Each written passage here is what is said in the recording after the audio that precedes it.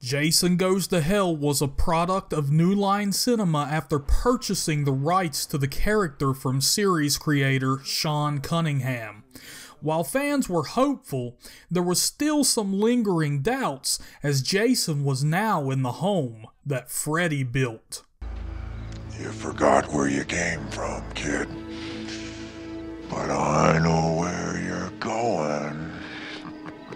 Now, let's take a look back at the movie and go over 10 things you may have not known about Jason Goes to Hell, The Final Friday.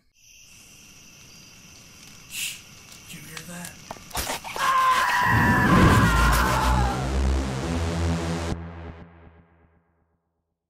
Number 1.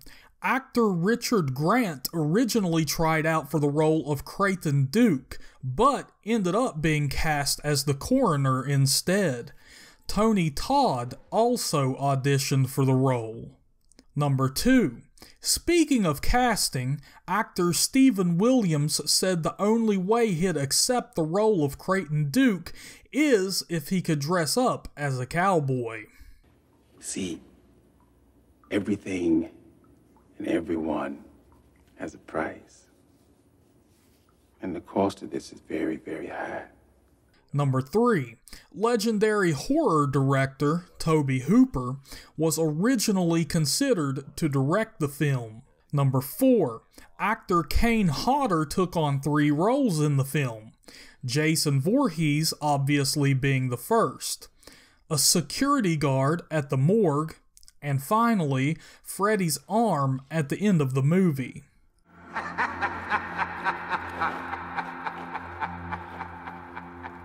Number 5. An early concept was Jason Goes to LA. The original idea was that some rival gang members would be fighting. Jason would show up, and the gang members would have to come together to have a chance against Jason. Number 6. Jason's heart would later be reused in Robert Rodriguez's From Dusk Till Dawn. Number 7. The Necronomicon in the Voorhees house is the same one from Sam Raimi's Evil Dead. Number 8. It's obvious that bounty hunter Creighton Duke is very knowledgeable about Jason Voorhees. There's only one way to put an end to him for all time. And I'm the only one that knows the way. But we're not really given much information into their backstory. Near the end of the film, Creighton Duke handcuffs himself to Jason Voorhees and says, Son of a bitch, you remember me? Implying that Jason and Duke have met in the past and possibly battled each other before. Well, there's actually some information that didn't make it into the final cut in the film. In an earlier draft of the script, it was revealed that Duke's girlfriend was one of Jason's many victims. Well, now, see, she is only your lady because she ain't had a taste of the Duke yet. Number 9. Speaking of cutscenes, the original rough cut of the film came in at a staggering 130 minutes. The film suffers from some massive recuts to get it under a runtime of 90 minutes.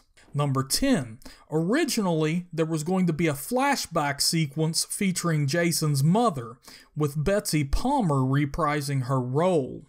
Palmer refused, so the idea was axed.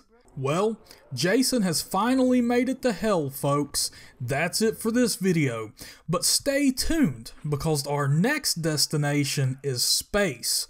If you want to go with us, make sure you subscribe to the channel and stay tuned.